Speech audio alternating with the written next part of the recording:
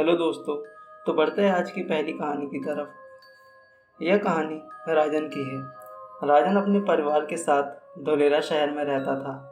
वह एक अच्छे परिवार से था। उसके साथ उसके माता पिता, उसके दादा दादी भी रहते थे। पिछले वर्ष एक सड़क दुर्घटना में उसके दादा की मृत्यु हो गई।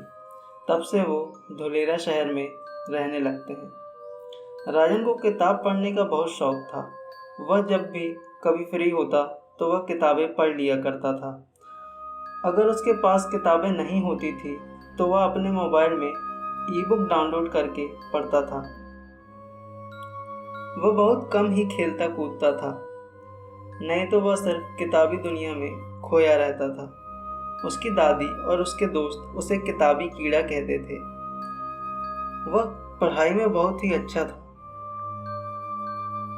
उस रात भी राजन किसी अच्छी पुस्तक की तलाश अमेज़न पर कर रहा था। उस दिन उसे पता नहीं क्या हो गया, वह भूतों और पिशाचों की किताब ढूंढने लगा। इससे पहले उसने कभी भी भूत प्रेत संबंधित किताबें नहीं पढ़ी थी। उस रात बहुत ढूंढने पर उसे एक किताब मिली जिसका नाम था घोस्ट ऑफ माय अंकल। वह उसे तुरंत डाउनलोड करता है और पढ़ने बैठ जाता है। जब वह उस किताब को पढ़ रहा होता है तो उसके साथ अजीबोगरीब घटनाएं घटने लगती हैं। जैसे उसे लगता है कि उसका कोई दरवाज़ा बार बार खटखटा रहा है। फिर उसे लगता है कि कोई उसे बुला रहा है। लगभग उसने आधी किताब पढ़ ली होगी, तभी उसके घर में किसी के चीखने, चिल्लाने और जलने की महक आने लगती है। वह मोबाइल रखकर देखने गया कि क्या जल रहा है। वह जैसे ही अपने आंगन में पहुंचता है तो देखता है कि उसका सारा घर आग की लपटों में है। वह तुरंत जाकर अपनी दादी माँ और माता पिता को जगाता है और सबको बाहर निकलने को कहता है।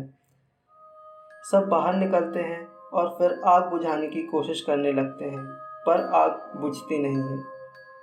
आग और बढ़ जाती है, जिससे घर में रखा सारा सामान जल जाता है। कमरे में कपड़े होने की वजह से राजन का मोबाइल भी जल जाता है। अब उनके पास रहने के लिए कोई जगह नहीं होती, इसलिए राजन अपने परिवार के साथ अपने चाचा के घर रहने के लिए चला जाता है। राजन का घर जलने के कारण उसके चाचा दुख जताते हैं। राजन कुछ दिनों बाद एक नया मोबाइल फ़ोन ले लेता है। जब वह अपने पुराने मोबाइल का सारा डेटा अपने मोबाइल में स्टोर कर रहा होता है तो उससे अचानक मोबाइल से एक ज़ोर से चीखने की आवाज़ आती है। उसमें दिख रहे चित्र को देखकर वह डर जाता है और अपना मोबाइल फेंक देता है। जब वह अपना मोबाइल फेंकता है तो मोबाइल टूट जाता है और उसमें से अजीब सा धुआं निकलने लगता है। धुआं की वजह से राजन को सांस लेने में तकलीफ होने लगती है, इसलिए वह बाहर चला जाता है।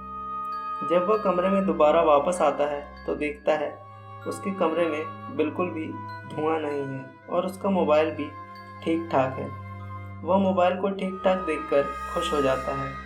अगली सुबह जब वह स्कूल जा रहा होता है तो वह सिर्फ अपने ही मोबाइल के बारे में सोच रहा होता है। तभी वह एक लड़की से टकराता है।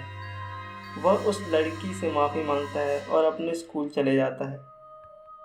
जब वह शाम को घर आता है तो देखता है कि वह लड़की उसके चाचा के घर पर है, जिससे वह सुबह टकराया था। वह उसे देखकर कहता है कि अरे, आप यहाँ। तब उसके चाचा उससे पूछते हैं कि क्या वह दोनों एक दूसरे को जानते हैं। तब लड़की जवाब देती है कि जब सुबह मैं आ रही थी तो इन्हीं से टकरा गई थी, मैंने आपको बताया था ना। तब चाचा जी कहते हैं कि ठीक है, मुंह हाथ धो लो और खाना खाने के लिए आ जाओ। तब राजन अपने कमरे में जाकर फ्रेश होता है और खाना खाने के लिए टेबल पर बैठ जाता है। वहाँ वह लड़की उसी बुक के बारे में बात कर रही होती है और कहती है कि उस किताब में बहुत बड़ा रहस्य छुपा है।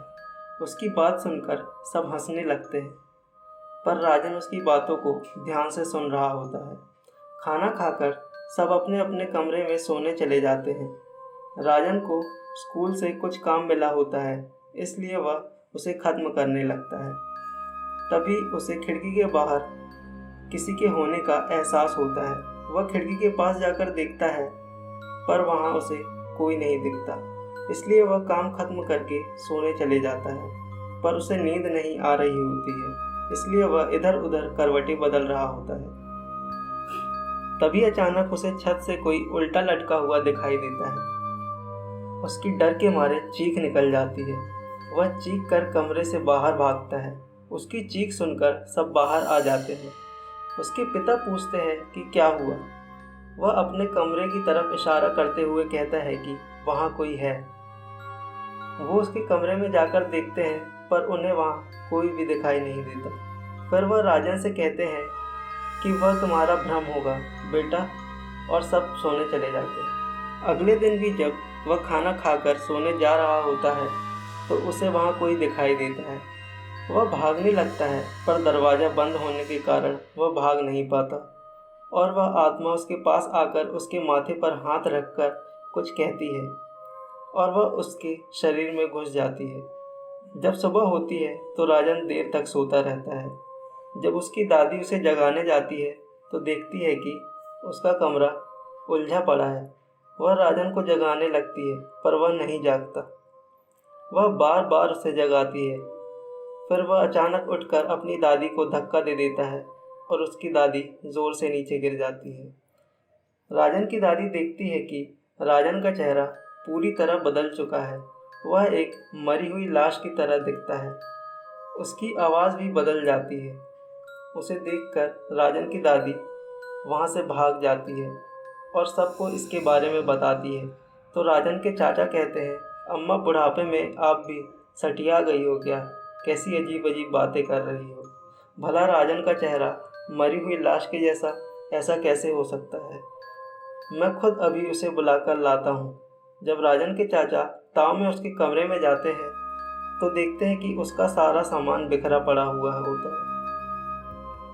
वो भी राजन को जगाने की कोशिश करते हैं पर राजन के अंदर बसी आत्मा अपने असली रूप में आ जाती है और उसके चाचा डर कर वहाँ से भाग जाते हैं। वह बाहर जाकर कहते हैं कि राजन को किसी काली शक्ति ने अपने वश में कर लिया है। तकरीबन 11 बजे राजन की माँ उसे आवाज़ देती है कि बेटा आओ खाना खा लो। तब वह खाना सुनकर तुरंत कमरे से बाहर आ जाता है और खाने पर इस कदर टूट पड़ता है कि उसने वर्षों से खाना ही न खाया हो। उसको इस तरह खाना खाते देख उसकी माँ कहती है कि क्या हो गया मेरे बेटे को। तब राजन खाना खाकर वापस अपने कमरे में चला जाता है। तब उसके चाचा कहते हैं कि वह किसी बड़े तांत्रिक को जानते हैं जो भूतों, चुड़ैलों और पिशाचों को अपने वश में कर लेते हैं। हो सकता है वह राजन को ठीक कर देवे। वो उस तांत्रिक को घर पर बुलाते हैं। जब वह तांत्रिक घर आ रहा होता है तो जैसे ही वह घर के अंदर पैर रखता है कोई शक्ति उसे बाहर की ओर ढकेल देती है। वह राजन के चाचा से कहता है कि इस घर पर किसी बहुत ही बड़ी काली शक्ति का साया है जिसकी वजह से वह घर के अंदर प्रवेश नहीं कर पा रहे हैं। वह राजन के पिता को सावधान करते हुए कहते हैं कि अगर अगली अमावस्या तक उस आत्मा को राजन के शरीर से बाहर नहीं निकाला गया तो वह आत्मा राजन को मार डालेगी। यह सुनकर राजन के पिता बहुत चिंतित हो जाते हैं और तांत्रिक से पूछते हैं कि अब आप ही इस समस्या का कोई समाधान बताएं। तब वह तांत्रिक कहता है कि 3 दिन बाद वह राजन को मेरे अड्डे पर लेकर आएं तो शायद मैं कुछ कर पाऊंगा। इतना कहकर वह तांत्रिक वहां से चला जाता है। फिर सभी हिम्मत करके घर के अंदर जाते हैं। रात को देखते हैं कि राजन कहीं जा रहा होता है। वे लोग उसे रोकते नहीं हैं। जब वह वापस लौटता है तो उसके कपड़ों पर बहुत सा खून लगा होता है। जब तीसरे दिन राजन को तांत्रिक के अड्डे पर ले जाना होता है तो वह उसे चारपाई में बांधकर तांत्रिक के अड्डे पर ले जाते हैं। जैसे ही वो तांत्रिक के अड्डे पर पहुंचते हैं तो राजन जाग जाता है और वह खड़ा हो जाता है। तभी तांत्रिक अपने चेलों से उसे पकड़कर अड्डे के भीतर लाने को कहता है। सब राजन को घेर कर पकड़ने की कोशिश करते हैं पर उसे पकड़ते पकड़ते कई लोग अपनी जान गंवा देते हैं तो कई घायल हो जाते हैं। फिर तांत्रिक अपनी शक्ति से राजन को अंदर खींच लेता है और दरवाजे पर सुरक्षा कवच लगा देता है, जिससे राजन वहां से भाग नहीं पाता। अब तांत्रिक पूजा पाठ शुरू करता है, पर आत्मा पर उसका कोई असर नहीं होता। वह तांत्रिक के सभी शिष्यों को मार देता है। तब तांत्रिक घोर तपस्या में लीन हो जाता है। वह अपना खून अग्नि देवता को अर्पित करता है, जिससे उस आत्मा के तरफ गोलाई में अग्नि कवच बन जाता है। वह उस अग्नि कवच के बाहर नहीं निकल पाती। फिर तांत्रिक उस आत्मा को भगाने की कोशिश करता है, पर उसकी किसी भी शक्ति का आत्मा पर कोई असर नहीं पड़ता। इसलिए वह अपनी जटाएं शंकर जी को अर्पित करता है और उनसे उस आत्मा को वश में करने की भिक्षा मांगता है। फिर वह शंकर जी द्वारा दी गई शक्ति का उपयोग करके उस आत्मा को अग्नि में भस्म कर देता है। जब राजन के शरीर से आत्मा निकल जाती है तो वह बेहोश हो जाता है। तांत्रिक राजन को एक रक्षा सूत्र बांधता है, उसके घर के बाहर सुरक्षा कवच लगा देता है। सभी उस तांत्रिक का धन्यवाद करते हैं। वो अब राजन के होश में आने की प्रतीक्षा कर रहे होते हैं। राजन के होश में आने के बाद सब पहले की तरह नॉर्मल हो जाता है। फिर एक दिन राजन पुस्तकालय से भूतों की किताब लाता है। फिर वह उन किताबों को पढ़ने लगता है तो फिर उसके साथ अजीबोगरीब घटनाएं घटने लगती है। पर इस बार वह किताबों को पढ़ता नहीं है और पुस्तकालय में वापस कर देता है, और इसके बाद वह खुशी खुशी रहने लगता है। तो दोस्तों, यह थी आज की कहानी। आशा है आपको पसंद आई होगी। अगर पसंद आई तो इस चैनल को सब्सक्राइब कर दीजिए और वीडियो को लाइक कर दीजिए। अगर आप भी हमारे माध्यम से अपनी स्टोरी इस चैनल पर डलवाना चाहते हैं तो आप अपनी स्टोरी हमें मेल कर सकते हैं या फिर इंस्टाग्राम में भेज सकते हैं। इंस्टाग्राम और ईमेल आईडी डिस्क्रिप्शन बॉक्स में है।